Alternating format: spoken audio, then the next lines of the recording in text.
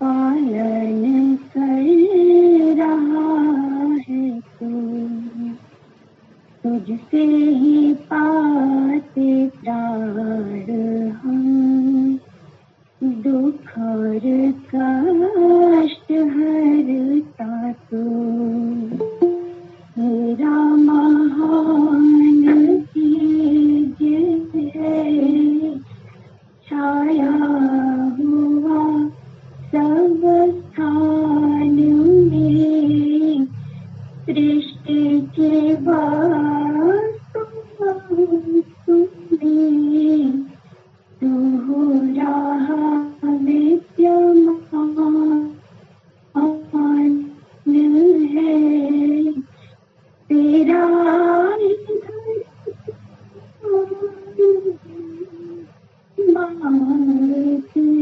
तेरी दया, ईश्वर हमारे बुद्धि को श्रेष्ठ मार्ग पर चला। ओम शन्नो देवी रविष्टया आपो भवन्तु पीतये, शयो रविश्रवन्तु नः। ओम वाक् वाक्, ओम प्राणः प्राणः, ओम चक्षुश्चक्षु, ओम श्रोत्रं श्रोत्रं, ओम नाभि, ओम हृदयम्, ओम कंठः, ओम शिरः, ओम बाहुभ्यां यशोबलम्, ओम करतल कर पृष्ठे, ओम भुवः पुनातु शिरसि, ओम भुवः पुनातु नेत्रयोः, ओम स्वः पुनातु कंठे, ओम महः पुनातु हृदये, ओम जनः पुनातु नाभ्याम्, ओम तपः पुनातु पादयोः, ओम सत्यं पुनातु पुनः शिरसि, ओम खं ब्रह्म पुनातु सर्वत्र, ओम भुवः, ओम स्वः, ओम महः, ओम जनः, ओम तपः, ओम सत्यम्, ओम ऋतं च सत्यं च विद्धा तपसोऽध्यजायत, ततो रात्र जायत ततः समुद्रो अर्णवः, ओम समुद्रादनवादधि संवत्सरो अजायत, अहोरात्राणि विदधति विश्वस्य मिषतो वशी, ओम सूर्याचन्द्रमसौ धाता यथा पूर्वं कल्पयत, दिवं च पृथिवीं चान्तरिक्षमथो स्वः, ओम शन्नो देवीरभिष्टया आपो भवन्तु पीतये, शयो रविश्रवन्तु नः। ओम प्राचीदिगमिर्धिपतिरस्थितो रक्षितादित्य इषवः, तेभ्यो नमोऽधिपतिभ्यो नमो, दक्षित्रिभ्यो नमः, ईशुभ्यो नमः, एभ्यो अस्तु। यो अस्मान् वेष्टियं वयं विष्मस्तं भोजं वेदद्मः, ओम दक्षिणादिगिन्द्रोऽधिपतिस्थिरश्चिराजी रक्षिता पितरैषवः, तेभ्यो नमोऽधिपतिभ्यो नमो, दक्षित्रिभ्यो नमः, ईशुभ्यो नमः, एभ्यो अस्तु।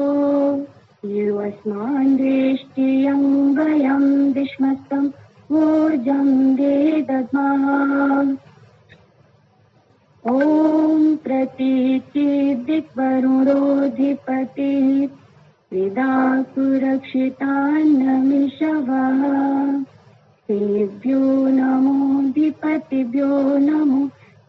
दक्षिणेभ्यो नमः ईशुभ्यो नमः एभ्यो अस्तु युवस्मान् देष्टियं वयं विश्मस्तं भोजं वेदद्मः ॐ उदीचि दिक्सोमोऽधिपतिः स्वजो रक्षिता शनिरिषवः तेभ्यो नमोऽधिपतिभ्यो नमो रक्षितृभ्यो नमः ईशुभ्यो नमः एभ्यो अस्तु युवस्मान् देष्टियं वयं विश्मस्तं भोजं वेदद्मः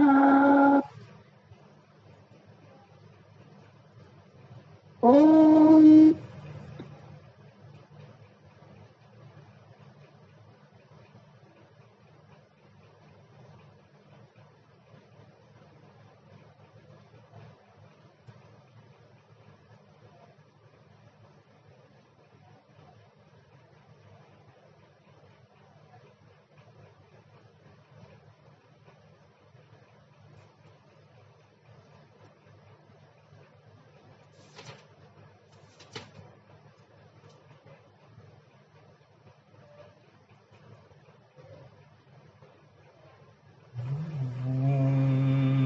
उद्वयन्तमशस्करीश्वः पश्यन्त उत्तरम् देवं देवत्रा सूर्यमगन्मज्योतिरुत्तमम् ॐ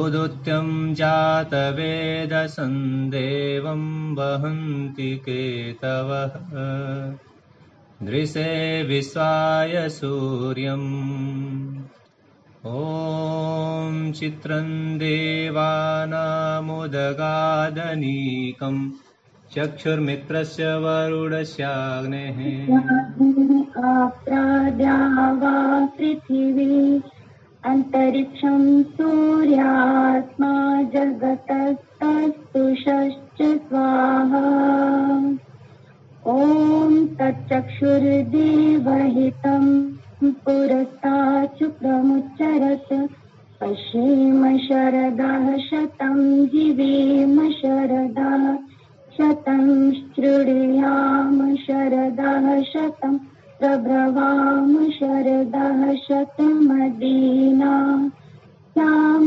शरदः शतं भूयश्च शरदः शताम् ॐ भूर्भुवः स्वः तत्सवितुर्वरेण्यं भर्गो देवस्य धीमहि धियो यो नः प्रचोदयात् ॐ भूर्भुवः स्वः तत्सवितुर्वरेण्यं भर्गो देवस्य धीमहि धियो यो नः प्रचोदयात् ॐ भूर्भुवः स्वः तत्सवितुर्वरेण्यं भर्गो देवस्य धीमहि धियो यो नः प्रचोदयात् हे ईश्वर दयानिधे भवत्कृपयानिं जपो आसनादिकर्मणा धर्मार्थकाम मोक्षाणां सद्यः सिद्धिर्भवेन्नः ॐ नमः शम्भवाय च मयोभवाय च नमः शङ्कराय च मयस्कराय च नमः शिवाय च शिवतराय च ॐ शान्तिः शान्तिः शान्तिः। ओम आचार्य जी।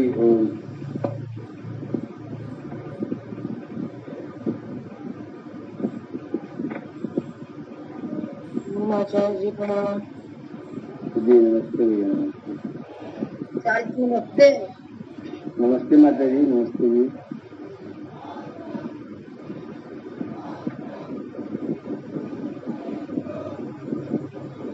ब्रह्मचारी, गृहस्थ, वानप्रस्थ और संन्यास, चारों आश्रमों का वर्णन महर्षि ने संपन्न कर दिया।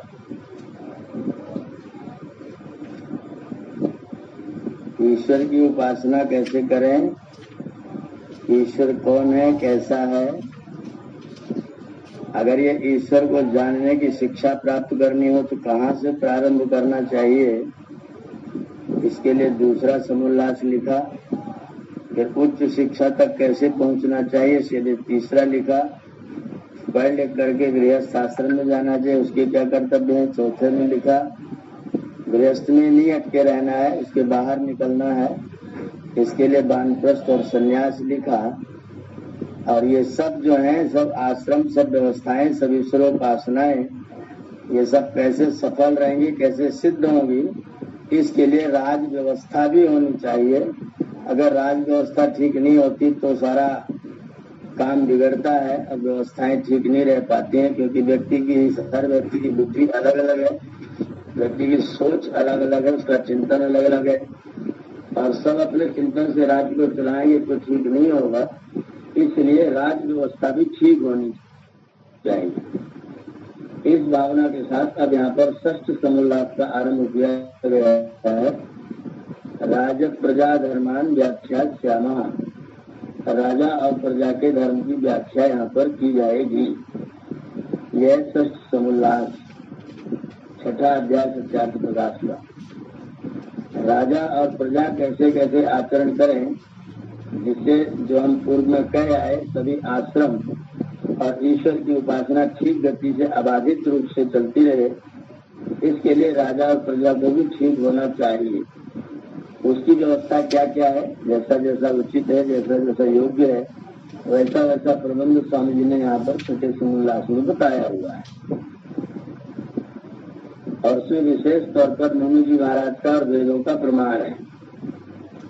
राजधर्मान प्रवक्ष्यामि यथा वृत्तो भवेन्नृपः, संभवश्च यथा तस्य सिद्धिश्च परमा यथा। ब्राह्मं प्राप्तेन संस्कारं क्षत्रियेण यथा विधि, सर्वस्यास्य यथा न्यायं कर्तव्यं परिरक्षणम्। अब मनु जी ऋषियों से कहते हैं कि चारों वर्ण और चार आश्रमों के व्यवहार कथन के पश्चात राजधर्म को कहेंगे कि जिस प्रकार का राजा होना चाहिए और जैसे इसके होने का संभव और जैसे इसको परम सिद्धि प्राप्त हुए, वह प्रकार सब कहते हैं कि जैसा परम विद्वान ब्राह्मण होता है, वैसा विद्वान सुशिक्षित होकर क्षत्रिय को योग्य है कि इस सब राज्य की रक्षा न्याय से यथावत करे। जैसे ब्राह्मण गुरुकुल में विद्या अध्ययन करके और लोगों को ब्रह्म सिखाए, वेद सिखाए, पाठ सिखाए, उसी प्रकार से राजा भी विद्यावान होकर के गुरुकुल में पढ़ करके तब राज्य की रक्षा ठीक से करे। राजा राज्य की रक्षा कैसे करेगा, उसके लिए वेद का प्रमाण देते हुए स्वामी जी लिख रहे हैं, त्रीणी राजाना विदथे पुरुष, राजा और प्रजा के पुरुष मिलकर विदथे सुख प्राप्ति और विज्ञान वृद्धि कारक राजा प्रजा के संबंध रूप व्यवहार में त्रीणी सदांश, तीन सभा बनाई जाए। पहली सभा विद्यार्य सभा, दूसरी सभा धर्मार्य सभा और तीसरी राजार्य सभा नियत करके पुरूणी बहुत प्रकार के विश्वानी समग्र प्रजा संबंधी मनुष्य आदि प्राणियों को परिभूषता सब ओर से विद्या, स्वातंत्र्य, धर्म, सुशिक्षा और धनादि से अलंकृत करें। राजा को चाहिए कि व्यवस्था को ठीक रखने के लिए तीन प्रकार की सभा बनाए। एक सभा हो जो विद्यार्य सभा हो, जो शैक्षणिक व्यवस्था का पूरा करे, विधान करे, व्यवस्था बनाए। एक सभा होनी चाहिए धर्मार्य सभा, जो प्रजा में धर्म कैसे फैले और प्रजाएं धार्मिक कैसे रहें, इसकी व्यवस्था करे। और एक राजा सभा जो राजनीति संबंधित व्यवस्था करे, कूटनीति संबंधित व्यवस्था करे, ऐसी 3 सभा राजा को बनानी चाहिए। तम सभा समितिश्च सेना सभ्या सभा में पाही एक सभ्या सभा सदा। उस राज धर्म को 3 सभा समितिश्च संग्राम आदि की व्यवस्था और सेना मिलकर पालन करें। सभासद और राजा को योग्य है कि राजा सब सभासदों को आज्ञा दे कि हे सभ्य माने सभा के योग्य मुख्य सभासद, तू मेरी सभा की धर्मयुक्त व्यवस्था की पाही रक्षा कर। और ये जो सभा के योग्य सभासद है वे भी सभा की व्यवस्था का पालन किया करें। सभा की व्यवस्था का पालन 3 सभाएं मिल करके एक दूसरे के साथ जुड़ करके कराया करें, तब हमारी सभा ठीक से चलेगी। इसका अभिप्राय यह है कि एक को स्वतंत्र राज्य का अधिकार नहीं देना चाहिए, किंतु राजा को सभापति, तदधीन सभा, सभाधीन राजा, और राजा और सभा प्रजा के अधीन और प्रजा राज्यसभा के अधीन रहे। एक दूसरे के सब लोग अधीन रहे, कोई भी अपने निश्चल निशंक स्वतंत्र रूप से कभी कोई किसी राज्य की व्यवस्था करने वाला न हो गए। यदि ऐसा न करोगे तो प्रजा से स्वतंत्र स्वाधीन राजवर्ग रहे तो राजपुरुष राज्य में प्रवेश करके प्रजा का नाश किया करे।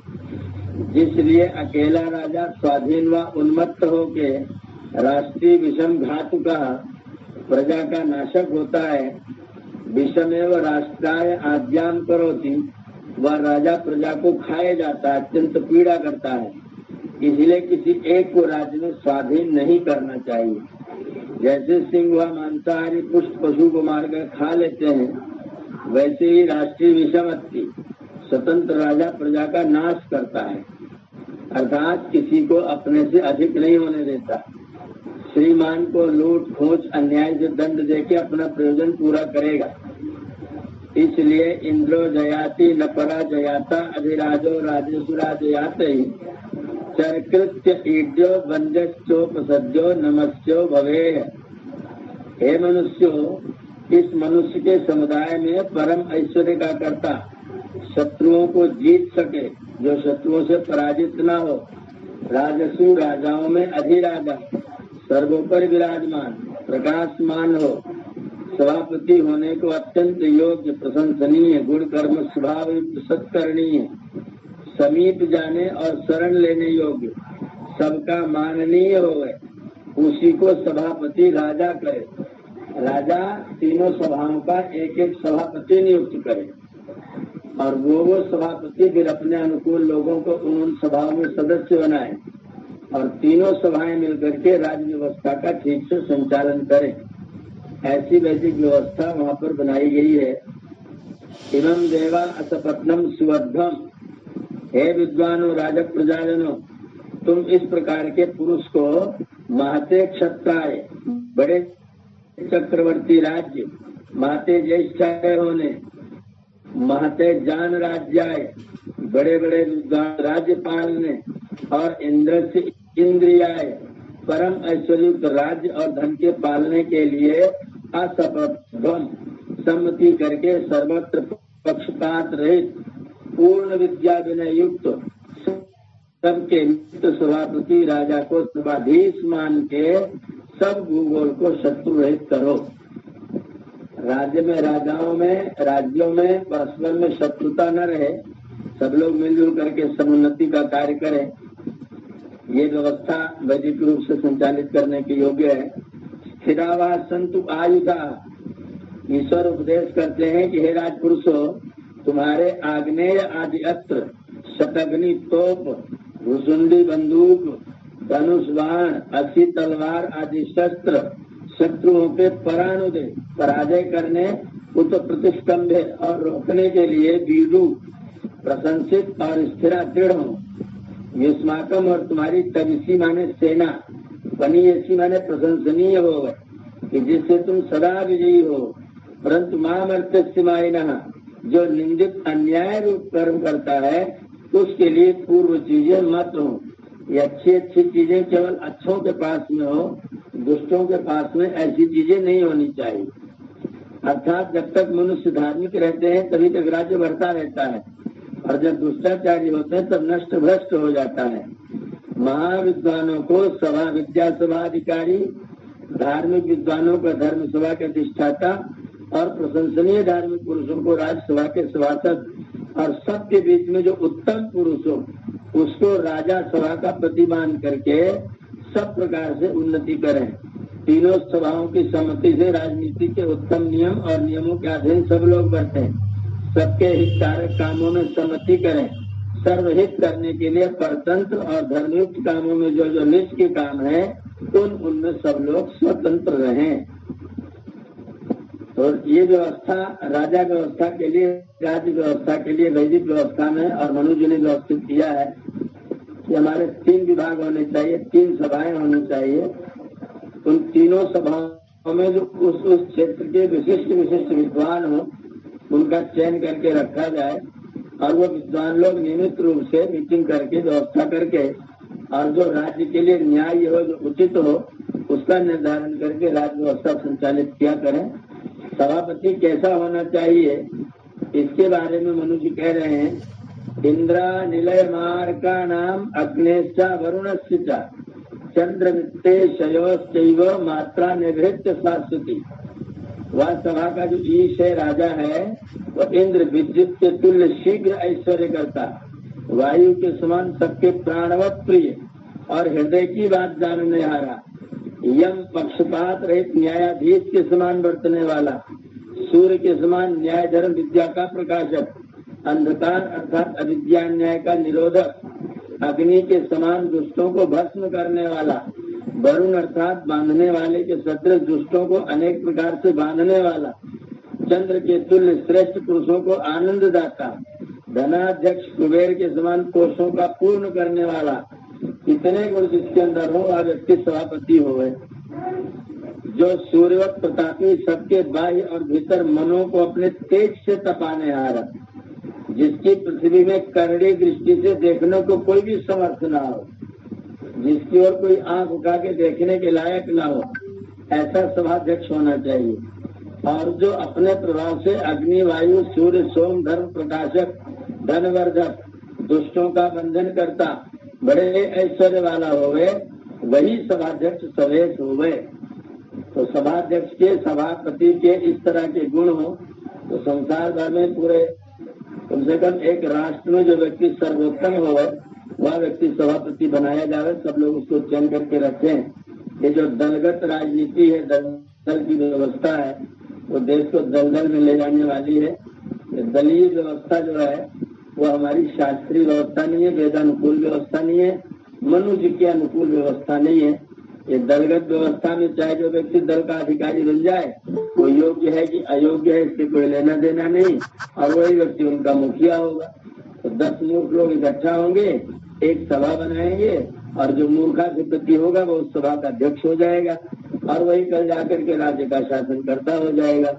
ये दुर्व्यवस्था करने का सूत्र है, दुर्व्यवस्था करने के तरीके हैं। तो दल की व्यवस्था जो है वो वैदिक राजनीति में बिल्कुल भी नहीं स्वीकार्य है। वैदिक राजनीति में एक राजा है, और उस राजा के राज्य कार्य को ठीक से संचालित करने के लिए 3 सभाएं हैं, और उस सभाओं का सभापति इतना योग्य है, अपने क्षेत्र का इतना विशिष्ट और विलक्षण व्यक्ति है कि उसकी ओर कोई व्यक्ति आंख उठा के देखने के लायक भी नहीं है। ऐसा यहाँ पर वर्णन किया हुआ है। सच्चा राजा कैसा होना चाहिए? स राजा पुरुषो दंड, स नेता शासता च, चतुर्णाम आश्रमाणाम च, धर्मस्य प्रतिभू स्मृता। जो दंड है वही पुरुष राजा, वही न्याय का प्रचार करता और सबका शासन करता, वही 4 वर्ण 4 आश्रमों के धर्म का प्रतिभू अर्थात जामिन है। इसका मतलब है कि दंड ही प्रजा का शासन करता है। दंडा शास्त्री प्रजा सर्वा, दंड एवाभिलक्षति, दंडा सुप्ते सुजागरती। जब लोग सो जाते हैं तो भी डंडा जगता रहता है। दंडे धर्मम विदु दंडम धर्मम विदुर्बुधा। विद्वान लोग दंड को ही धर्म मानते हैं, इसलिए राज्य व्यवस्था संचालित करनी हो तो कठोरतम दंड की व्यवस्था राज्य में सम्मिलित होनी चाहिए। समीक्ष सदृत सम्यक सर्वानंदित प्रजा, भली भांति विचार करके धैर्य पूर्वक वो प्रजा को रंजित करता है। असमीक्ष पुण्यस्तु विनाशयति सर्वदा, और जो बिना विचारे कार्यों को करता है वो सब प्रकार से विनाश ही करता है। दुष्येयु सर्ववर्णाश्च भिद्येरन सर्व सेतवा, सभी सेतु नष्ट हो जाएंगे, सभी वर्ण दुष्ट हो जाएंगे। सर्वलोक प्रकोपश्च, सारे लोकों में प्रकोप फैल जाएगा। भवे दंडस्य विभ्रमात्, अगर दंड ठीक नहीं होगा, दंड व्यवस्था ठीक नहीं होगी तो सारे वर्ण दूषित होंगे। ये सारा उदाहरण आज आपके हमारे सबके सामने है। सारे वर्ण दूषित होंगे, सारे सेतु टूट जाएंगे, सारे लोगों में प्रकोप फैलेगा। ये दंड की कमी के कारण से ऐसा हो रहा है। यत्र श्यामो लोहिताक्षो, जहाँ पर काले रंग का लाल लाल आंखों वाला पापहा दंडा चरती, पापों का विनाश करने वाला डंडा विचरण करता है। प्रजा तत्र न मुह्यंती, वहाँ पर प्रजा कभी मोह में नहीं फंसती है। नेता चेत साधु पश्यति, अगर नेता माने राजा ठीक दृष्टि से प्रजा को देखता है तो वे प्रजा वहाँ पर कभी भी इधर उधर नहीं होती है और अपने कर्तव्य का पालन करती रहती है। तस्याहु संप्रणेतारम राजानम सत्यवादी, उस दंड का जो प्रणेता होगा, चलाने वाला होगा, वो सत्यवादी राजा होगा। समीक्ष कारणम, वो समीक्षा करके विचार विमर्श करके कर्म करने वाला होगा। वो प्राज्ञ होगा, धर्म काम अर्थ में कोविद होगा। कोविद माने विलक्षण विशिष्ट जानता होगा, धर्म को काम को अर्थ को ठीक से जानता होगा। तम राजा प्रणयन सम्यक, उस दंड को राजा भली भांति चलाता हुआ त्रिवर्गेणाभिवर्धते, तीनों वर्गों के द्वारा, ब्राह्मण क्षत्रिय वैश्य के द्वारा वर्धित होता है। कामात्मा विषमा क्षुद्र, जो कामात्मा है, जो कामुक है, जो विषम है, जो क्षुद्र है, ऐसा राजा दंडेन एवं विहन्यते, वह अपने ही दंड से मारा जाता है, दंड से ही उसका नाश हो जाता है। दंडो ही सुमहत तेजो, दंड जो है वह अत्यंत तेजस्वी है। दुर्धरश्चाकृतात्म भी, जो अकृतात्मा है, जिनका अपने वाणी पर, अपने इंद्रियों पर, अपने शरीर पर कोई वश नहीं है, ऐसे जो लोग हैं उनके लिए दंडा बड़ा दुर्धर है, इसको धारण करना बड़ा कठिन है। धर्मात् विचलितम हंति, यह दंडा जो व्यक्ति धर्म से विचलित होता है उसको मारता है। नृपम एवं सब बांधवम, अगर राजा भी धर्म से विचलित होता है तो उसको राजा प्रजा सहित यह दंड नष्ट कर देता है। सो सहायेन मूढ़ेन लुब्धेनाकृत बुद्धिना न शक्यो न्यायतो नेतुम सक्तेना विशेषु च, जो असहाय है, जो मूढ़ है, जो लोभी है, जिसकी बुद्धि ठीक नहीं है, जो न्याय से विषय को ठीक प्रकट नहीं कर सकता है, ऐसा व्यक्ति इस दंडे को धारण नहीं कर सकता है। ऐसे व्यक्ति के हाथ में दंडा रहना भी नहीं चाहिए। सूचना सत्य संदेना, पवित्र हो, जिसकी संधियां सत्य हो, जिसका वचन सत्य हो। यथा शास्त्र अनुसारिणा, जैसा शास्त्र का उपदेश हो वैसा अनुकरण करने वाला हो। प्रणय तुम शक्यते दंडा, वही व्यक्ति इस दंड का प्रणयन कर सकता है। सुसहायेन धीमता, बुद्धिमान सहायकों के साथ में मिल करके, अच्छे न्यायाधीशों के साथ में मिल करके राजा, श्रेष्ठ राजा ही इस दंड का प्रयोग कर सकता है। दंड बहुत उपयोगी और बहुत आवश्यक चीज है। अगर दंड व्यवस्था ठीक नहीं होती है तो हमारी सारी की सारी राज्य व्यवस्था बिगड़ती है। इसलिए यहाँ पर मनु जी ने दंड को इतनी प्रधानता दी हुई है, लगातार 10 श्लोक केवल दंड के बारे में लिख दिया। उसको चलाने वाला धार्मिक विद्वान, न्यायकारी, पक्षपाती न हो, ऐसा व्यक्ति जो न्याय करने वाला हो, जो व्यक्ति कृत बुद्धि हो, जिसको धर्मार्थ काम की पूरी जानकारी हो, ऐसे व्यक्ति के हाथ में दंड व्यवस्था हो और वह इस दंड व्यवस्था को पूरी तरह से पूरी शिद्दत के साथ में लागू करे। दंड जब ढीला हो जाता है, दंड व्यवस्था जब आजकल के न्याय व्यवस्था के तरीके से हो जाती है तो अपराधी लोग अपराध करने से डरते नहीं है और सज्जन लोग चुप रहने में ही अपनी भलाई समझते हैं। वो सोचते चुप ही रहो सो ही अच्छा है। दुष्ट लोग दुष्टता करते हैं, उनके ऊपर शासन नहीं होता तो सज्जन लोग सोचते हैं चुप रहना अच्छा है, कहीं हमारा भी नाम आ गया, कहीं हमारी व्यवस्था हो गई, तो कहीं जाकर के न्यायालय के पुलिस के चक्कर में फंस गए तो सज्जन लोग उस फंसने से ही डरते रहते हैं। तो अन्याय की जब व्यवस्था लागू होती है तो राजा प्रजा धर्म सारा का सारा नष्ट हो जाता है। इसलिए मनु जी और महर्षि दयानंद सरस्वती और भगवान वेद सभी का ये अभिमत है कि हमारी दंड व्यवस्था जो होनी चाहिए वो सबसे उत्तम, सबसे जबरदस्त और सबसे शीघ्र कर्म करने वाली, जल्दी से लागू करने वाली दंड व्यवस्था होनी चाहिए। जहाँ पर दंड व्यवस्था ठीक होती है वहीं पर शासन व्यवस्था ठीक होती है। जहाँ दंड व्यवस्था ढीली हो जाती है, जब डंडा ढीला हो जाता है तो झंडा भी ढीला हो जाता है, फिर झंडा भी ठीक काम नहीं कर पाता है। इसलिए दंड व्यवस्था ठीक ढंग से लागू करनी चाहिए।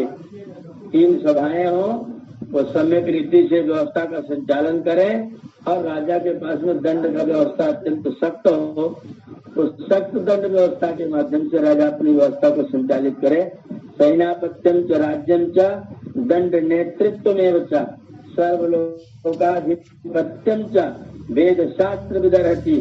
जो व्यक्ति सेनापति बने, जो व्यक्ति राज्य को चलाए, जो व्यक्ति दंड विधान करे, जो व्यक्ति सारे लोगों का राज्य संचालित करे, उस व्यक्ति को वेद और शास्त्रों का ज्ञाता अवश्य होना चाहिए। दशावरावा परिषद यम धर्मम परिकल्पयेत्। 10 अन्य लोगों से युक्त जो हमारी परिषद, जो हमारी सभा है, वह जिसको धर्म बताएगी, जिसको धर्म बताएगी, त्रिवरा वापि वृत्ता, और जिसको वो 3 सभाएं भी सम्मिलित कर देंगी, 3 सभाएं स्वीकार कर लेंगी, तम धर्मम न विचालये, उस धर्म को कभी भी विचलित न होने देना चाहिए।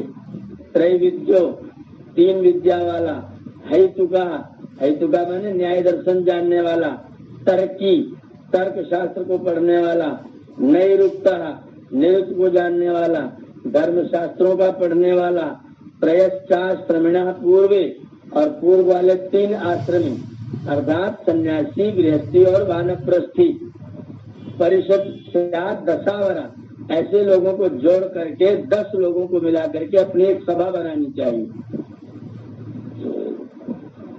इतने शास्त्रों को पढ़े हुए व्यक्ति 10 लोग मिलकर के एक सभा बनाए, और वो सभा भी जो निर्णय करे, उस सभा को भी जो त्रिवरा हो, वो 3 सभाएं हो, उसका भी यदि समर्थन करे तो उसको धर्म निर्णय किया जाए। बता रहे ऋग्वेद विद यजुर्वेद च, जो व्यक्ति ऋग्वेद को जानता है, जो व्यक्ति यजुर्वेद को जानता है, जो व्यक्ति सामवेद को जानता है, त्रिवरा परिषद चेया, उसी को 3 अवर वाली, 3 सदस्यों वाली परिषद होनी चाहिए। धर्म संशय निर्णय, वे लोग धर्म में जो संशय है उसका निर्णय वैदिक लोग किया करें। एको वेद विद धर्म, ये बहुत महत्वपूर्ण चीज है, इसके बारे में सबको बड़ी शंका रहती है। लोग हमसे पूछते हैं उनके पीछे इतने लोग हैं तो क्या वो लोग बेवकूफ हैं? उनके पीछे इतने लोग चल रहे, क्या वो लोग मूर्ख हैं? उनके 53 देश हो गए तो क्या वो लोग कुछ नहीं जानते हैं? तो महर्षि कह रहे हैं एको वेद विद धर्मम यम व्यवस्थे द्विजोत्तम। कोई एक व्यक्ति हो लेकिन वेदविद हो, यदि वो व्यक्ति एक किसी चीज को धर्म कहेगा तो सब विद्या परो धर्म, वही परम धर्म होगा। नाज्ञा नाम उदितो अयुत ही, अगर 1 लाख अज्ञानी लोग किसी बात को कहें तो वह भी धर्म की परिभाषा में नहीं आएगा। अर्थात बहुमत से धर्म का निर्णय नहीं होता, कर्तव्य कर्म का निर्णय बहुमत से नहीं होता, बल्कि ज्ञान से, परोपकार से और न्याय से होता है। जिसके पास में न्याय पूर्वक ज्ञान है वही व्यक्ति धर्म के संशय का निर्णय कर सकता है। भीड़ कभी भी कर्तव्य का निर्धारण नहीं कर सकती है। अव्रतानाम, जिनके जीवन में कोई व्रत नहीं है, आमंत्राणाम, जिनके पास कोई ठीक से विचार नहीं है, जाति मात्रोपजीविनाम, जो लोग अपनी जाति के नाम पर उपजीविका प्राप्त कर, मैं तो पंडित जी हूँ ये कहकर के बिना पढ़े लिखे पंडिताई करने वाले, मैं तो ठाकुर साहब हूँ बिना कुछ किए धरे ठकुरे दिखाने वाले, मैं तो लाला जी हूँ, गणित का पहाड़ा 2, 3, 4, 5 का भी नहीं आता है, मैं तो लाला जी इसलिए मैं तो करूँगा। इस प्रकार से जाति मात्र से जो लोग अपने आप को जीवित मानने लग जाते हैं, जीविका कमाने लग जाते हैं, वह सहस्रशः समेताना, वह 1000 भी इकट्ठे हो जाएं तो परिषत्वम न विद्यते, तो वो परिषद बनाने के लायक नहीं होते हैं। यम वदंती तमोभूता मूर्खा धर्म मतद्विदा, धर्म को ठीक से न जानने वाले, अंधकार में विलीन रहने वाले मूर्ख लोग जिसको कहते हैं तत्पापम, वह पाप है। शतधा भूत्वा, 100 प्रकार का हो करके तद्वक्त्रीन अनुगच्छति, उन वक्ताओं के पीछे पीछे घूमता है। जो व्यक्ति असत्य भाषण करता है, असत्य उसका ही सत्यानाश कर देता है। इसलिए वेद का ज्ञानी, शास्त्र का ज्ञानी, विद्वान व्यक्ति जो है वही वास्तव में राज्य व्यवस्था को ठीक से संचालित करने वाला होना चाहिए। यह प्रबंध मनु जी, भगवान वेद और दोनों के प्रमाण से महर्षि दयानंद सरस्वती स्वीकार करते हैं। तो जो भीड़ के द्वारा हम लोग सोचते हैं कि उनके इतने लोग मूर्ति पूजा करते हैं, इसका मतलब मूर्ति पूजा ठीक होगी। इतने लोग गया जा रहे, सब लोग गए ठीक होगा। करोड़ों लोग गंगा में डुबकी मार के पाप का विनाश, मतलब गंगा में डुबकी मारने से पाप विनाश होता होगा। अगर कोई भीड़ को देख करके निर्णय करता है तो निश्चित तौर पर वो निर्णय नहीं है। एक ही व्यक्ति हो, बिल्कुल अकेला हो, लेकिन सत्यवादी, वेद प्रिय, धर्माचारी हो, तो उसका कथन माननीय है। भीड़ के द्वारा कहा गया कथन भीड़ है इसलिए माननीय नहीं होता है। यदि सत्य है तो माननीय है, असत्य है, सत्य नहीं है, तो फिर कदापि माननीय है। चाहे उसको करोड़ों लोग मानते हो, चाहे उसके पीछे हजारों लोग घूमते हो, चाहे चाइना जैसे बड़े बड़े देश बुद्धिस्ट को मानने लग जाएं, लेकिन उनके कहने से, उनके करने से जो सत्य होता है प्रतिष्ठित नहीं होता है। तो सत्य के निर्णय में भीड़ को बिल्कुल भी स्थान नहीं देना है। सत्य के निर्णय में तर्क को स्थान देना है, सत्य के निर्णय में वेद को स्थान देना है, सत्य के निर्णय में शास्त्रों को स्थान देना है। ये संदेश इस समुल्लास से आज यहाँ पर प्राप्त हो रहा है। इस संदेश को ग्रहण करें और ऐसा ही आचरण में लाने की चेष्टा किया करें, जिससे हमारा राज्य और राजधर्म बिल्कुल ठीक ठाक चलता रहे। आज के लिए मैं यहाँ पर अपनी वाणी को विराम दूंगा, और अगर इसके बारे में कोई प्रश्न, कोई जिज्ञासा होगी तो आप लोग कर सकते हैं, अन्यथा अपनी कुछ चर्चा आपको सुनानी होगी तो आप लोग कर सकते हैं। इस समय के लिए हम लोग यहाँ पर विराम लेते हैं। ओम।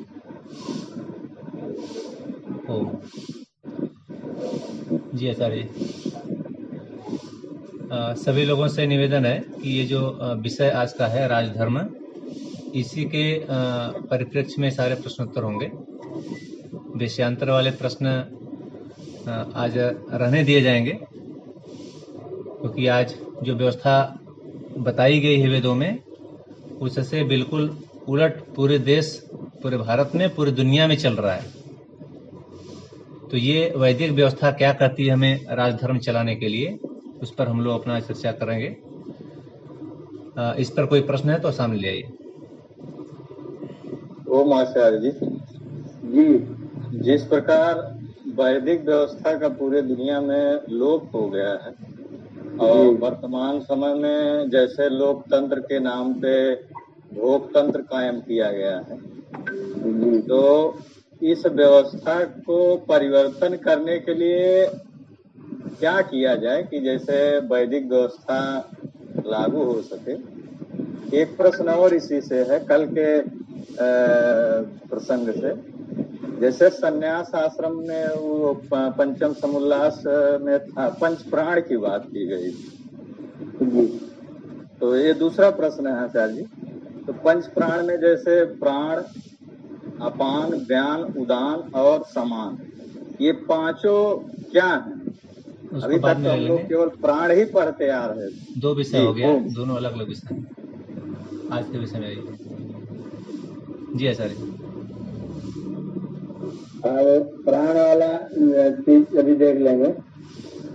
जो आप राज्य व्यवस्था की चर्चा कर रहे हैं, कैसे इसको बदला जाए, तो बदलने के आज का जो वर्तमान का संविधान हमारा बनाया हुआ है, इसको हम लोग अभी हम करें लोकतंत्र है। अगर ये लोकतंत्र है तो इसमें आपका लोक का कोई तंत्र चलता है क्या? जिस दिन चुनाव होता है उस दिन लोकतंत्र होता है, और उसके बाद 5 साल तक राजतंत्र होता है। चुनाव के दिन लोकतंत्र रहता है, हम सब लोगों को मत देने का अधिकार रहता है, और जिस दिन चुनाव संपन्न हो जाता है उस दिन के बाद से फिर राजतंत्र हो जाता है। फिर राजा की जैसी मर्जी वो करता रहता है, तो जो इसकी इच्छा, जो उसके अपने एजेंडे होते हैं वो लागू करता रहता है। तो लोकतंत्र तो है ही नहीं, लोकतंत्र के नाम पर ये ढकोसला है, बकवास है। इसमें लोक का कहीं कोई नामो निशान भी नहीं है। इसे इसका नाम लोकतंत्र तो इसका नाम देना भी मुझे ठीक नहीं लगता है। इस व्यवस्था को परिवर्तित करने के लिए, कोई भी व्यवस्था परिवर्तित करने के लिए दो तरीके हैं। जैसे मान लीजिए मेरे कमरे में पंखा चल रहा है, इस पंखे को बंद करने के दो तरीके हैं। या तो मैं पावर हाउस से लाइट कटवा दूं और या तो मैं अपना स्विच बंद कर लूं। अपना स्विच बंद कर लूं, पंखा बंद हो जाएगा। या फिर मैं पावर हाउस से लाइट कटवा दूं तो मेरा पंखा बंद हो जाएगा। पावर हाउस का मतलब है राज शासन और अपना स्विच बंद करने का मतलब है हम लोग अपने आप करें। तो हमारी प्रजा ऐसी जागरूक हो जाए, हम लोग ऐसी शिक्षा व्यवस्था बना लें, हम जो लोग इस सत्य को पहचान लें, कम से कम वो उतने लोग जुड़ जाएं और उतने लोग मिलकर की व्यवस्था कर दें कि हमारा जब लोकतंत्र का दिन होगा, जो 5 साल में एक ही बार आता है, तो लोकतंत्र के दिन हम अपने राष्ट्र को सामने रखेंगे। कोई जाति सामने नहीं होगी, कोई पार्टी सामने नहीं होगी, कोई व्यक्ति सामने नहीं होगा। मेरे सामने केवल मेरा राष्ट्र होगा और जो व्यक्ति राष्ट्रीय विचार बुद्धि वाला है वो मेरे द्वारा चयनित व्यक्ति होगा। तो ये इस तरीके से या तो बदला जा सकता है और या फिर प्रभु की कृपा से या हम लोगों के संयोग से कोई ऐसा राजा हो जाए जो शुद्ध रूप से वैदिक व्यवस्था को मानने वाला हो और वो उस थोड़े से कड़े निर्णय लेता हुआ और इस तरह की एक ही बार में घोषणा करे कि आज के बाद ऐसी ऐसी व्यवस्था संचालित होगी, ये नियम आज के बाद में तोड़ दिए जाएंगे, ये नियम आज के बाद में खंडित हो जाएंगे। वैसे वर्तमान व्यवस्था में इसकी आशा बहुत कम है, क्योंकि तंत्र इस तरह का भिड़ाया हुआ है कि लोकसभा पास करे, फिर राज्यसभा पास करे, फिर दोनों सदन पास करे तो अवर कमेटी पास करे, अवर कमेटी पास करे तो फिर राष्ट्रपति के पास में जाए, राष्ट्रपति पास करे, राष्ट्रपति पास करे, तब जाकर के कोई कानून की शक्ल में चीज आएगी। और यहाँ आते आते बहुत सारी चीजें धराशायी हो जाती हैं। तो इसलिए उधर से तो ज्यादा आशा करने का नहीं लगता है, लेकिन हम लोग प्रारंभ करें, जिनको ये सत्य पता चल जाए वे लोग प्रारंभ करें कि लोकतंत्र के दिन हम वास्तव में राष्ट्र दिवस मनाएंगे, हम उसको राष्ट्रीय दिवस समझेंगे और जो व्यक्ति राष्ट्र के योग्य है, राष्ट्रीय भावना जिसके अंदर है, उसी व्यक्ति को हम अपना वोट देंगे। हमारा कोई जाति बिरादरी धर्म मजहब वाला व्यक्ति हमारे द्वारा हमारा मत प्राप्त नहीं करेगा। अगर ये दृढ़ता मेरे देश की जनता हासिल कर ले तो इस तरह के समाधान जल्दी से किए जा सकते हैं। दोनों तरीकों से हम इसको लागू करवा सकते हैं। अपने विद्यालयों में, अपने शैक्षणिक व्यवस्थाओं में, अपने बच्चों में ये चीज संप्रेषित कर दें। हमारे बच्चे उस चीज जान करके जब वो कल के वोटर बने तो वो अपना मत इस तरीके से प्रस्तुत करें और या फिर राज व्यवस्था उसको बंद करवा दे। दो ही तरीके हो सकते हैं और कोई तरीका इसको लागू करने का नहीं होता है।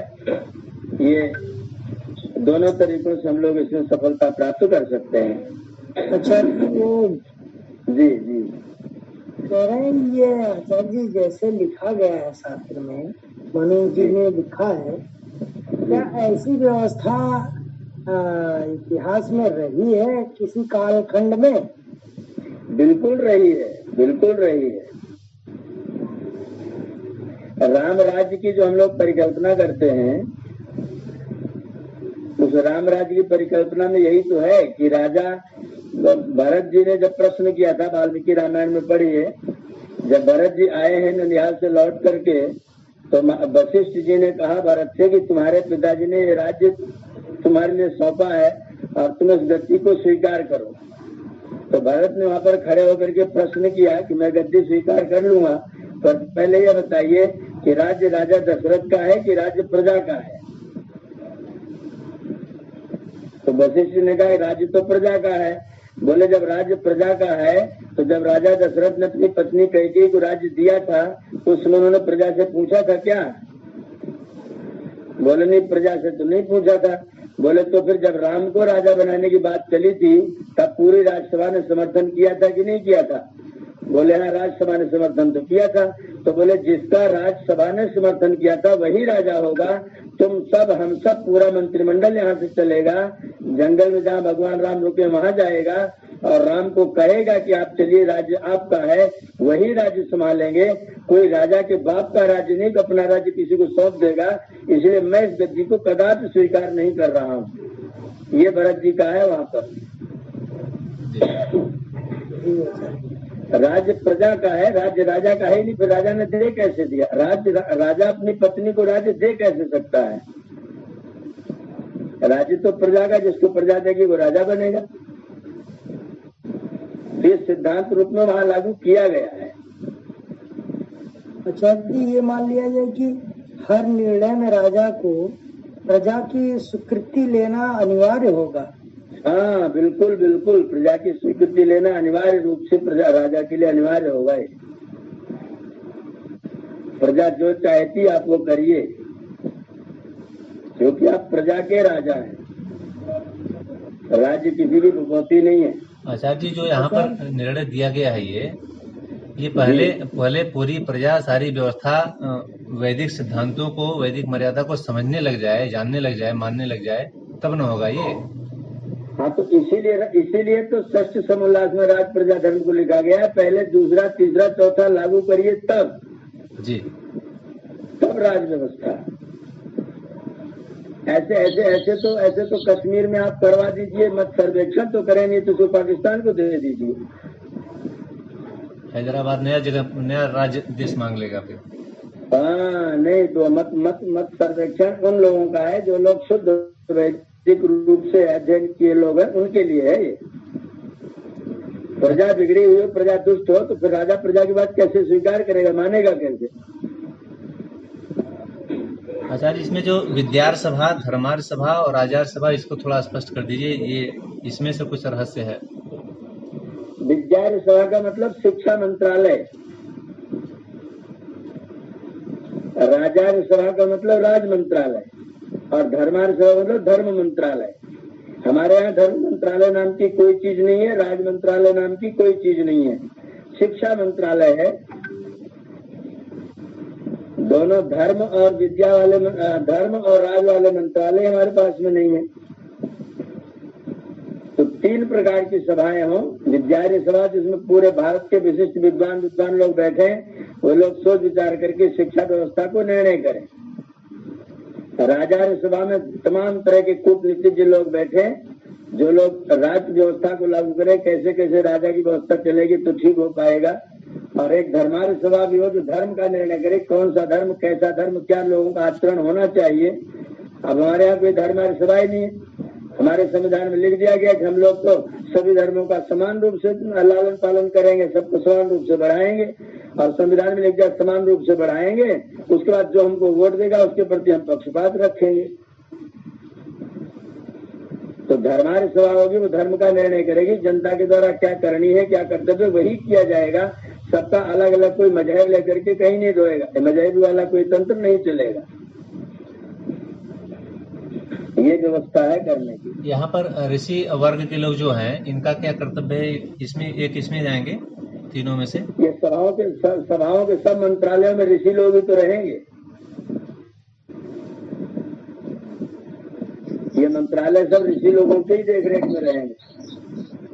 आचार्य जी, मेरा एक व्यक्तिगत विचार है, जैसे मैं मानता हूँ अगर वर्तमान व्यवस्था अगर परिवर्तित करना तो प्रत्येक व्यक्ति को, खासकर जैसे विद्वान वर्ग है, उनको संविधान की समझ विकसित करनी होगी। जैसे अभी धर्म सभा की बात हुई कि धर्म सभा की जगह अल्पसंख्यक मंत्रालय बना हुआ है, और जो धर्म का कार्य कर भी रहे हैं, हमारे मंदिर और गुरुकुल और भी तमाम प्रकार के इस तरीके की समाज सेवी संस्थाएं हैं, उसको जो है 1863 का अंग्रेजों के समय का धार्मिक बंदोबस्ती अधिनियम लगा करके 4 लाख मंदिरों को अधिकृत किए हुए हैं।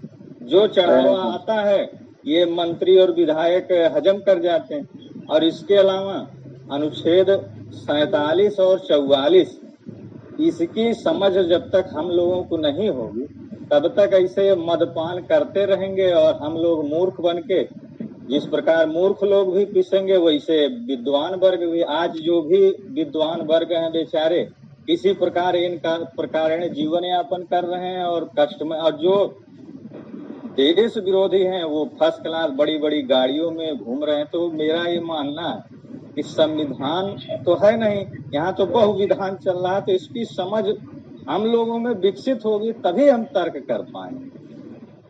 हाँ, ये चीज तो होनी ही चाहिए कि हमें संविधान की चीजों की जानकारी हो। एक बात जो आपने कहा कि मंदिर वाला, तो ये निश्चित है कि मंदिर अपने कर्तव्य का पालन नहीं कर रहा है जी। मंदिर अपने कर्तव्य के पालन अगर करता होता तो हम लोग जागरूक होते, हिंदू वर्ग कम से कम जागरूक होता। मंदिर ने अपना लक्ष्य बना रखा है, चढ़ावा आने दो, दक्षिणा आने दो, बस। मंदिर जनता को सत्य का रास्ता बता नहीं रहा है। मंदिर जनता को केवल चढ़ावा चढ़ाने की जुगाड़ बना रहा है। अगर मंदिर अपने कर्तव्य का पालन करे, हमारे शंकराचार्य अपने कर्तव्यों का पालन करें, ये जो बड़े बड़े कथावाचक लोग अपने कर्तव्यों का पालन करें, वो हमारे एक महाराज जी हैं मुरारी बापू, वो बोल रहे हैं कि जब अब मैं बोलते व्याख्यान देते मेरे मन में अली मौला आने लग जाता है, तो अली मौला भी कर लो, कोई नुकसान नहीं है। चित्रलेखा जी कह रही है कि अगर उनकी अजान शुरू हो जाए तो आप अपनी कथा बंद कर लीजिए, उनकी अजान सुन लीजिए पहले। तो अगर ये इस तरह की शिक्षा देने वाले हमारे मंदिर के मठ के लोग हैं, हमारे धार्मिक लोग हैं, तो फिर क्या जागरूकता जनता में देंगे? जनता कैसे जागरूक करेंगे? जनता कैसे सत्य को जानेगी? तो निश्चित तौर पर मंदिर अपने उत्तरदायित्व का पालन नहीं कर रहा है। मस्जिद को 4 पैसा मिलता है, मदरसा खोल करके वहाँ लोगों को सवेरे सवेरे कुरान पढ़ाती है। कौन सा मंदिर है जो सवेरे बुला के बच्चों को वेद पढ़ाता हो, गीता सिखाता हो? ये तो आचार्य जी संविधान ने ही रोक रखा है ना। अनुच्छेद 28, 29, 30 ए जो है उसमें बकायदा प्रावधान किया गया कि मदरसे को छूट दी जाएगी, और जो हमारे यहाँ मंदिर और जितने भी गुरुकुल प्रणाली व्यवस्था जो अब तो जो स्वतंत्र रूप से अपने खर्चे चला रहे हो तो उनकी बात छोड़िए, लेकिन जो सरकारी व्यवस्था से चल रहे हैं उसमें साफ साफ वो संविधानिक व्यवधान उत्पन्न किया। आप रामायण और गीता को नहीं पढ़ा सकते। ठीक इसके उलट ये कहा गया है कि चर्च और मदरसे वो बाइबिल और कुरान पढ़ा सकते हैं। एक आश्चर्य की बात मैं बताऊं आचार्य जी, मुझे बड़ा आश्चर्य हुआ है। इस चर्चा तो थोड़ा विषय से इतर है। हमारे यहाँ, जैसे मैं अम्बेडकर नगर का रहने वाला हूँ, यहाँ जो निम्न वर्ग के बच्चे हैं वो क्रिश्चियन मिशनरी यहाँ करके उनको बच्चों को ईसाई बना करके उनको फ्री ऑफ कास्ट पढ़ा रहे हैं। इस तरीके से धर्म का लोप हो रहा है, तो आने वाले समय में तो बड़ी विकट स्थिति खड़ी हो जाएगी। नहीं, अगर जैसे मान लीजिए है वो परतंत्रता मान लीजिए, लेकिन स्कूलों में परतंत्रता है। अगर मंदिर इस काम को करना प्रारंभ कर दे तो मुझे लगता है कोई नहीं रोकने वाला है। हम लोग गुरुकुल में सब खूब पढ़ा रहे हैं, कोई आके रोके? हम गुरुकुल में बिल्कुल प्रातःकाल जागरण से लेकर के सायंकाल रात्रि तक वैदिक व्यवस्था लागू करते हैं। आज तक मुझे किसी सरकार ने कहा कि तुम ऐसा नहीं करोगे। अगर मंदिर ये कार्य करेगा तो मंदिर को भी कोई रोकेगा नहीं। स्कूलों में है मजबूरी, स्कूलों में तो आप नहीं करते, वो मानते हैं कि स्कूलों में मुसलमान भी ईसाई भी हैं, आप अपनी प्रार्थना वैदिक कराओगे तो उनकी नानी मरने लग जाएगी जी। तो स्कूलों में प्रतिबंध लागू कर सकते, पर मंदिर मठ बाबा लोग ये तो स्वतंत्र है, तो कोई थोड़ी सरकार से प्रतिबंधित है। लेकिन आचार्य जी, जब मंदिर वालों को ज्ञान होगा तभी तो वो इसका प्रचार करेंगे। वो तो खुद ही अज्ञानी है, सबको अज्ञान में फंसा के रखे हैं। हाँ बहन जी, यही तो रोना है। इसी बात का तो दुख है। हमारे पास में हिंदुत्व को संभालने का अधिकार मंदिर को दिया गया और मंदिर ने मूर्ख इकट्ठे कर लिए। ऐसी स्थिति में जनता को सत्य को जागरूक करने वाला कोई तरीका स्कूल है, स्कूल में प्रतिबंध लागू है। तो ये जो राघवेंद्र जी जो कह रहे हैं कि इस तरह के संविधान जो सरियल संविधान है, वैसे भी इसके बारे में आंदोलन हो रहा है। ये बेकार की धाराओं को सबको खत्म करने के लिए आंदोलन किया जा रहा है इस समय बहुत तेजी से। ये धाराएं जो बीमारियां हैं, बीमारियों को समाप्त करने के लिए आंदोलन हो रहा है। आचार्य जी, समाज का एक जो वर्ग है वो मनु महाराज का तो बहुत ही विरोधी है और कहता है कि आज उन्हीं के कारण हमारी ये दुर्दशा हुई है। उनमें से एक भी व्यक्ति ने मनु को पढ़ा नहीं है। उनमें से एक भी व्यक्ति ने मनु को नहीं पढ़ा। मायावती से पूछो, उन्होंने मनुस्मृति पूरी पढ़ी है क्या?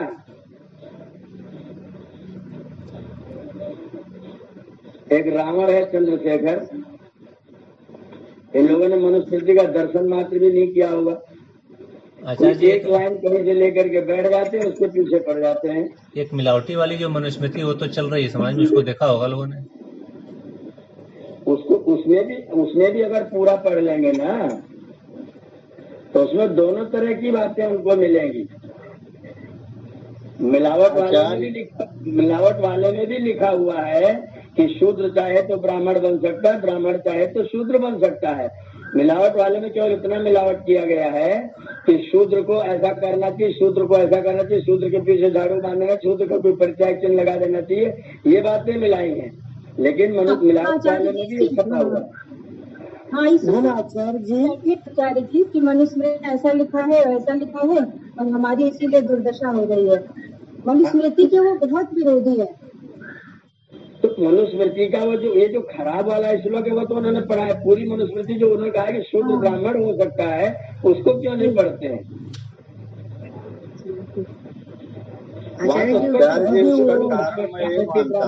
शूद्रता जी आचार्य उन्होंने भी सिर्फ सुनी सुनाई बातों पे विश्वास कर लिया है ना, उन्होंने जाके आचार्य जी उसका कारण मैं ये मानता हूँ, हमारा जो प्रभुत्व वर्ग है ये स्वयं अध्ययन नहीं करता, और अगर वो कहीं तर्क करते हैं हम लोग खुद पैर पीछे, जैसे वो कहा कि हमारी दुर्गति मनुस्मृति से हुई, तो हम उससे तर्क नहीं करना चाहते, इसके अभाव में वो अपनी बात को रख लेते हैं। अगर हम उनसे तर्क करें, मनुस्मृति उनसे पूछे तुम पढ़े हो कहाँ है ये श्लोक जरा दिखाओ, हम कल इसी स्थान पे इकट्ठा होंगे और दोनों लोग अपनी अपनी पुस्तक रखेंगे, दिखाओ, कल वो आएगा ही नहीं, वो अपने आप अगर इसी तरीके से तर्क। एक उदाहरण मैं लेता हूँ आचार्य जी, जैसे मैं अध्यापक, हमारे ग्रुप में इतना कूड़ा कबाड़ा भेजा जा रहा था कि जब मैं तर्क करना चालू किया कुछ दिन बाद मुझे ग्रुप से बाहर कर दिया गया, लेकिन कुछ दिन बाद ये व्यवस्था कायम हो गई कि कोई गलत चीज नहीं भेजेगा। तो ये प्रभुत्व वर्ग का काम है, अगर वो जाहिल लोग हैं तो उनसे हमें तर्क करने की जरूरत है। हमें अपने शास्त्रों का अच्छे से अध्ययन कर लेंगे तभी तो हमें करना चाहिए, हमें अपने शास्त्रों का अध्ययन खुद गंभीरता से करना चाहिए। ये ब्राह्मण ग्रंथ क्या होता है आचार्य जी? ब्राह्मण माने वेदों की व्याख्यान ग्रंथ, वेदों की व्याख्या। आचार्य जी थोड़ा सा पीछे लेके चलिए। जिस समय आजादी का अभियान चल रहा था जी, डॉक्टर अंबेडकर जी जाने माने विद्वान घोषित हो चुके थे, तो क्या इनके समक्ष ये पुस्तक और ये व्यवस्था नहीं आई थी, तो उन्होंने उस समय क्या निर्णय लिया था? अमित जी हम चाहते हैं महाभारत कालखंड से आचार्य जी बतावे इसका जवाब। पहले ठहर रही महाभारत में पिछले भी पहले यहीं से देखे ना जहाँ से मनुस्मृति की बात उठ रही है। मनुस्मृति तो महाभारत काल से पहले भी चल रही थी, आप देखिए वहाँ भी तो अन्याय हुआ है। तो ठीक है, महर्षि दयानंद ने कहा नहीं कि महाभारत के 1000 साल पहले से गिरावट आनी शुरू हो गई थी। भ्राताश्री मैं बताना चाहूंगा थोड़ा सा, जैसे जी जो आपने प्रश्न किया कि मनुस्मृति की समझ क्या बाबा साहब भीमराव अंबेडकर को थी, तो ये सत्यता ये है कि उनको, क्योंकि वो अंग्रेजी में पढ़े लिखे थे और उनको मनुस्मृति की समझ नहीं थी, तो वो जब वो थोड़ा सा जब पढ़े तो उनको जातीय रंग दे करके जिस प्रकार जिन्ना को आगे लाया गया भारत को बांटने के लिए, इसी प्रकार भारत को जो छत्तीसगढ़ का और मध्य भाग था उसको बांटने के लिए अंबेडकर जी को आगे लाया गया। तो हमारे यहाँ जो संवैधानिक व्यवस्था मनुस्मृति के द्वारा कायम थी, उसको इन्होंने क्या किया कि मैक्स मूलर और बहुत सारे जो संस्कृत के थोड़े बहुत विद्वान थे वो मिलावट करके क्या किए कि उनके सामने प्रस्तुत कर दिए कि यार आपका तो ये संविधान ऐसे ही से गलत कार्य करता है। तो 1927 में मनुस्मृति को उसने जलाया, यानी बाबा साहब अम्बेडकर ने मनुस्मृति को जलाया, लेकिन 1948 में इसी मनुस्मृति की प्रशंसा करते हुए उन्होंने अपनाया भी है और इस संविधान के विषय में कहा भी है। 2 सितंबर 1953 को बताया राज्यसभा में बयान है कि मेरा बस चले तो इस संविधान को मैं आग लगा दूं और इस संविधान से किसी गरीब को न्याय नहीं मिलने वाला और व्यवस्था वही कायम। जी ओ जी तो आचार्य वो क्यों कहे, इसके बारे में आप पढ़े हैं? चीज क्या भ्राता श्री? अम्बेडकरी विचारधारा को भी पढ़ लीजिए ना तब। बिल्कुल पढ़े हैं, बिल्कुल इसका बकायदा रिकॉर्ड है, आपको बताऊं। 52 में जो उन्होंने कहा लोकसभा में, उसको इसलिए कहा, जैसे आचार्य जी ने कहा ना, सभासद अपनी बात रख ही नहीं सकता, तो लोकसभा में जो जीत कर जाता है तो पीछे बैठ के मात्र मेज थपथपाता, उसके परिप्रेक्ष में उन्होंने कहा। देखिए परिप्रेक्ष्य वाली बात, ये तो अपनी बात को तोड़ मरोड़ के प्रस्तुत करने तोड़ वाली मरोड़ बात के नहीं है, आप तब फिर अम्बेडकरी विचारधारा पढ़िए। मैं बता रहा हूँ, अम्बेडकर की विचारधारा अगर जानना हो तो 4 पुस्तकों को पढ़ना पड़ेगा। 1934 में वेटिंग फॉर ए वीजा, खुद जिसमें अम्बेडकर ने जो लिखा उसको पढ़िए। अम्बेडकर की ही पुस्तक में बता रहा हूँ। भारत अथवा पाकिस्तान का विभाजन, इसमें बताया गया है कि हिंदू और मुस्लिम की विचारधारा को बताया गया है। और अगर एक पुस्तक पढ़ेंगे कि शूद्र कौन हुआ शूद्रा, उसमें बाबा साहब अम्बेडकर ने बकायदा उसमें जाति व्यवस्था भारत में बताया गया, भारत की जाति व्यवस्था कैसी, उसमें बकायदा उन्होंने लिखा है कि शूद्र भी आ रहे हैं हमारे यहाँ। ये कब लिखा? ये सारी पुस्तकें उनके प्रमाण स्वरूप हैं और आप पढ़ सकते हैं। और ऐसा नहीं, बाबा साहब ने बकायदा उनको ऑफर किया गया था करोड़ों रुपए कि आप इस्लाम धर्म स्वीकार कर लीजिए, आप ईसाई धर्म स्वीकार कर। उन्होंने बौद्ध मत को स्वीकार किया, धर्म अपना नहीं बदला, बौद्ध मत को बदले। और संविधान में उनका रोल बहुत ही छोटा है। जो कहते हैं ना बाबा साहब ने संविधान बनाया, बिल्कुल सरासर झूठ प्रसारित किया जाता है। संविधान ने तो अंग्रेजों ने बनाया। 1956 अनुच्छेद जो है संविधान का, आपके 1935 act, government of India act, जो अंग्रेजों ने बनाया था 1000 सालों तक शोषण करने के लिए, आज वही लागू है। आपके यहाँ पुलिस एक्ट, आपके यहाँ न्याय व्यवस्था, आपके यहाँ जो है बहुत सारे जो कलेक्टर कमिश्नर ये सारे हैं, सब अंग्रेजों के बनाए चल रहे हैं। राघवेंद्र जी, सिकंदर जी, प्रश्न जो आज खड़ा हुआ है, ये प्रश्न उस समय भी खड़ा हुआ रहा होगा। बहुत तेजी से प्रचार हो रहा था, देश के लिए नौजवान कुर्बान हो रहे थे सत्याग्रह प्रकाश पढ़ करके, तो ये इनके पास भी आया होगा। जब जो दलित कहे जा रहे हैं उनको सीधे ब्राह्मण बनने का अवसर था सत्याग्रह प्रकाश पढ़ करके, वेद पढ़ करके, तो अम्बेडकर जी ने इसे, उन्हें समझ में नहीं आया या क्या हुआ, ये आचार्य जी बताएंगे। आचार्य जी लीजिए, आचार्य चले गए।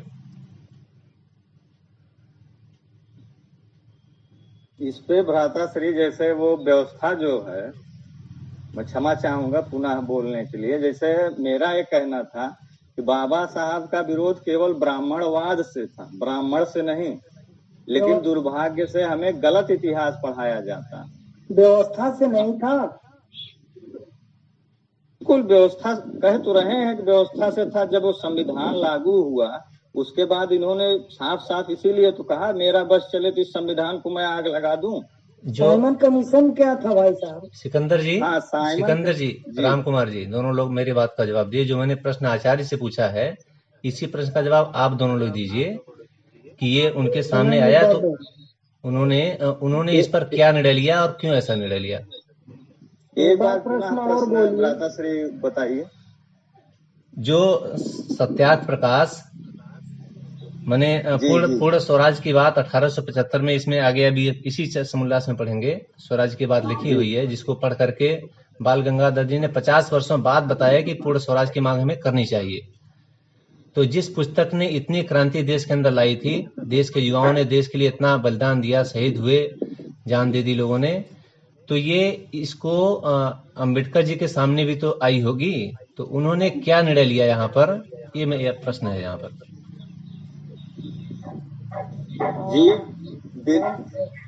अमित जी, आप बाल गंगाधर तिलक की बात करेंगे तो उनके बारे में जो उन्होंने भी बयान दिए हैं ना, बड़े ही विवादित बयान हैं।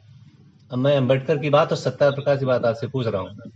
सत्याग्रह प्रकाश की बात ही कर रहे हैं ना, तो सत्याग्रह प्रकाश उस समय वो भी पूरा पौराणिक थे। हाँ, और जिस तरह से उन्होंने कहा कि तेली तमोड़ी जा करके संसद में और ये शूद्र जा करके करेंगे, तो हम लोग क्या करेंगे ब्राह्मण, ऐसा उन्होंने लिखा है। मेरा प्रश्न आपको समझ में आया सिकंदर जी? मैं बोलना हाँ, समझ चाहूंगा। रहा हूँ। आपने कहा अम्बेडकर जी ने क्या ये निर्णय जो लिया, उनके सामने आया कि नहीं आया, ये प्रश्न है ना यहाँ पर। सत्याग्रह प्रकाश पढ़ करके लोग मर कट रहे थे देश के लिए। ऐसी बात नहीं है कि सत्याग्रह प्रकाश पढ़ के ही लोग, सारे लोग पढ़े लिखे तो थे नहीं, लेकिन जो लोग साथ में और लोग भी शहीद हो रहे थे, वो लोग क्या, जो मुसलमान शहीद हुए उस समय, क्या वो सत्याग्रह प्रकाश पढ़ रहे थे क्या? और जो और लोग जो यहाँ के थे दलित, वो तो पढ़े नहीं थे। मेरे कहने का ये मतलब कि आपका सत्याग्रह प्रकाश से सब लोग थोड़ा ना पढ़े थे। देखिए, मैं बताना चाहूंगा, जैसे अभी तो ये तो अध्ययन का विषय है, बिना पढ़े किसी चीज पे मैं जवाब देना उचित नहीं समझता। सत्याग्रह प्रकाश बाबा साहब पढ़े थे कि नहीं पढ़े थे, लेकिन अगर तर्क संगत यदि देखा जाए तो मेरे हिसाब से बाबा साहब अम्बेडकर सत्याग्रह प्रकाश नहीं पढ़े थे। कारण उसका क्या है? क्योंकि वो अंग्रेजी के विद्वान थे, संस्कृत के विद्वान नहीं थे।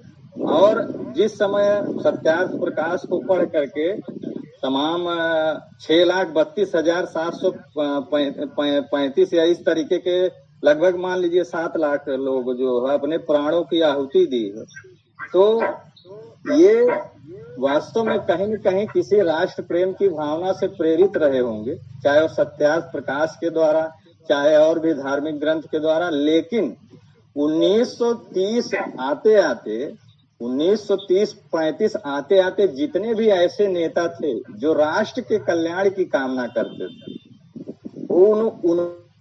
उनको धीरे धीरे किनारे करना चालू कर दिया। 1945 तक पूर्ण रूप से जो सत्ता में बैठने वाले लोग थे वो लोग आकर के कायम हो गए, और ये बाकी जो राष्ट्रवादी लोग थे बाहर हो गए। जैसे उदाहरण स्वरूप चंद्रशेखर आजाद, भगत सिंह, सुभाष चंद्र बोस, ऐसे 7 लाख लोगों को भारत से बाहर का रास्ता दिखा दिया गया, चाहे उन्हें मृत्यु दंड दे दिया गया हो या देश निकाला दे दिया गया। या राघवेंद्र जी, एक मिनट जी, वही चीज तो अम्बेडकर जी के साथ भी हुआ।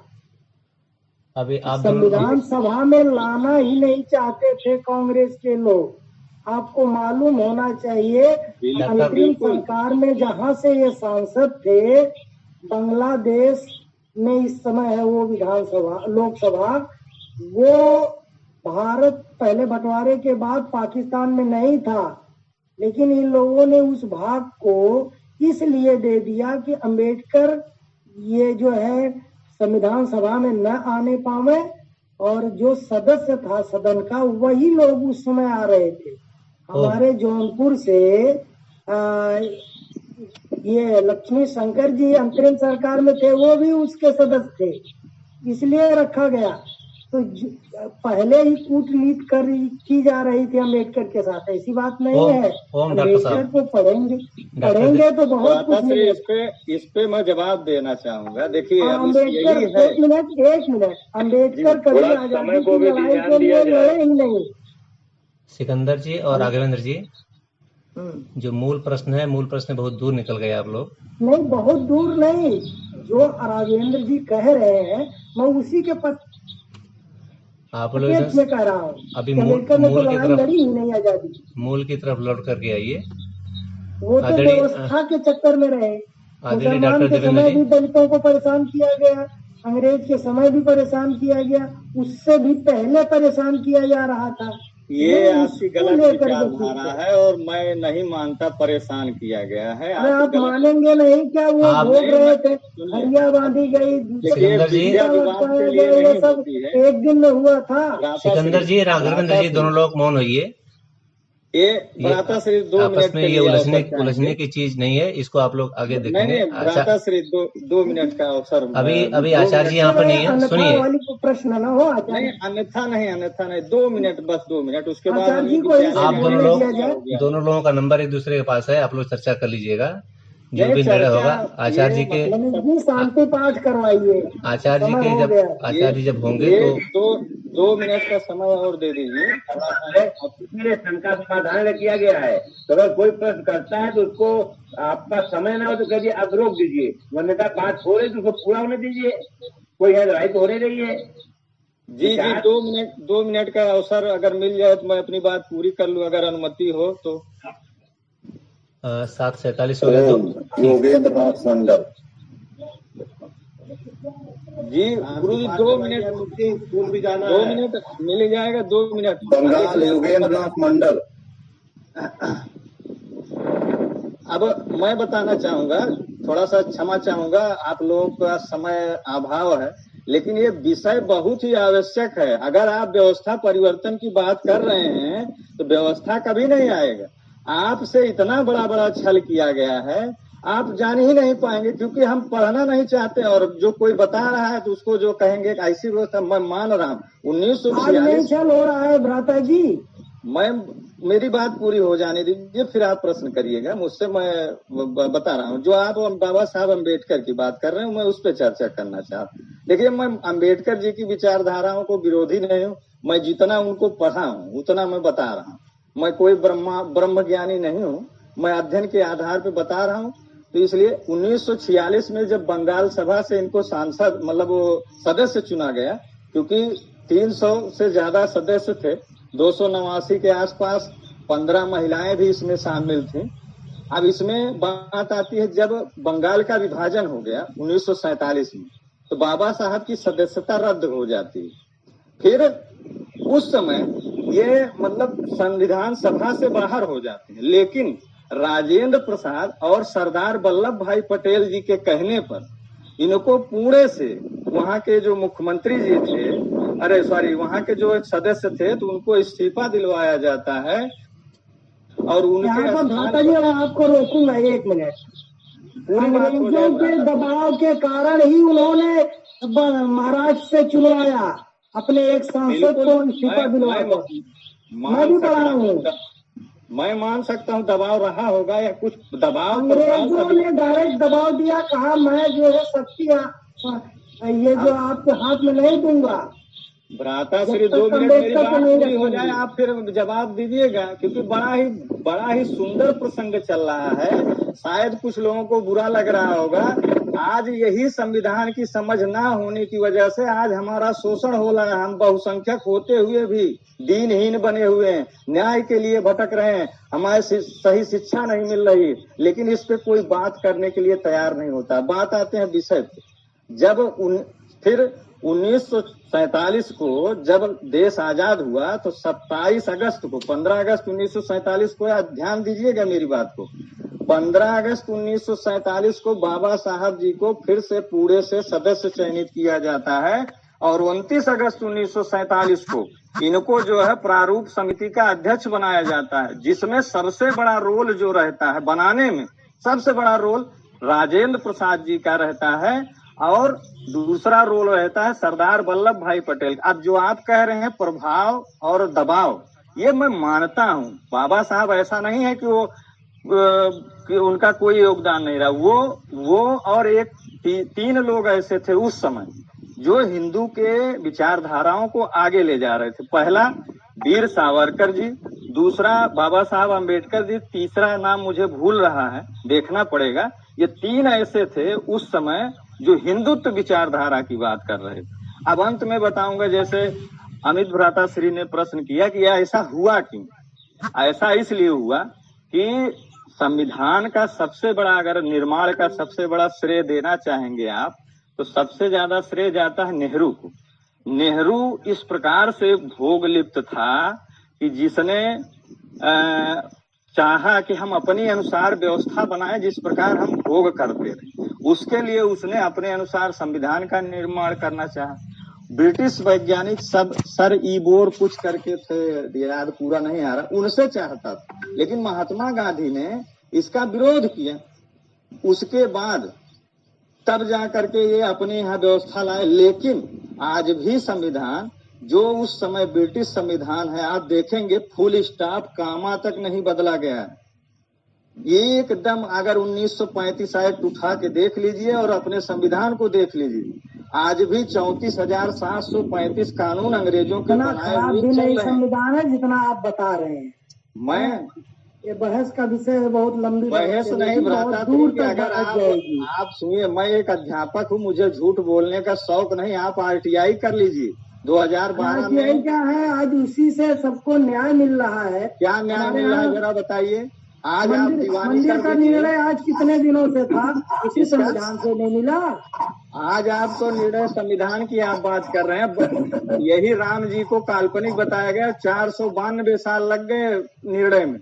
और वो सब छोड़िए, इसी आतंकवादी के लिए रात के 3 बजे आपका न्यायालय खुल जाता है, लेकिन एक गरीब के लिए वो चक्कर पे चक्कर मारता रहता है, उसको न्याय नहीं मिलती है। आप ऐसी बात ये कर तो रहे हैं, ये क्या बात न्याय है, ये मिलता तो है? पार्टियां भी रात को खुलवा करके अपने पक्ष में निर्णय करवा लेती हैं।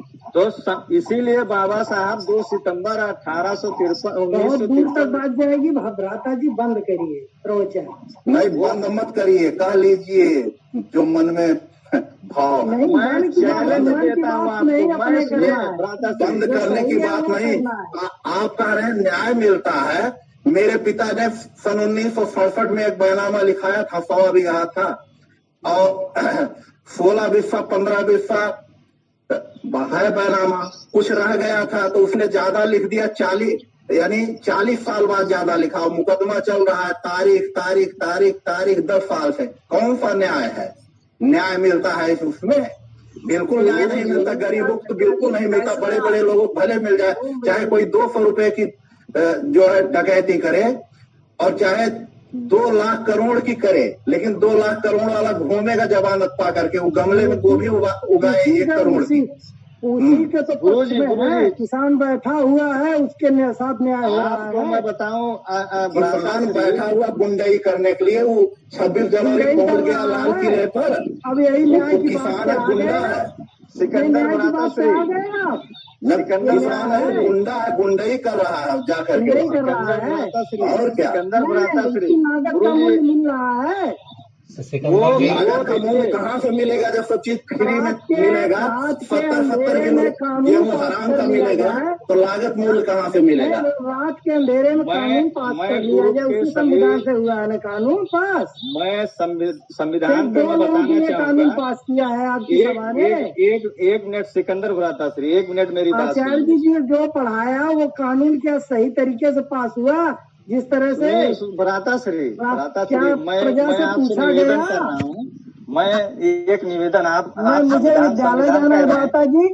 मैं अपना नोट कर रहा हूँ। 1 मिनट आप बात तो मेरी सुन लीजिए। आप अनुच्छेद 26, अनुच्छेद 44, अनुच्छेद 47, अनुच्छेद 333, अनुच्छेद 28, 29, 30A, ठीक है। इसी तरीके से बहुत सारे अनुच्छेद हैं। अभी मैं आपको कहिएगा ग्रुप में भेज दूंगा, उसको पढ़ लीजिएगा आप। अनुच्छेद समान नागरिक संहिता लागू है।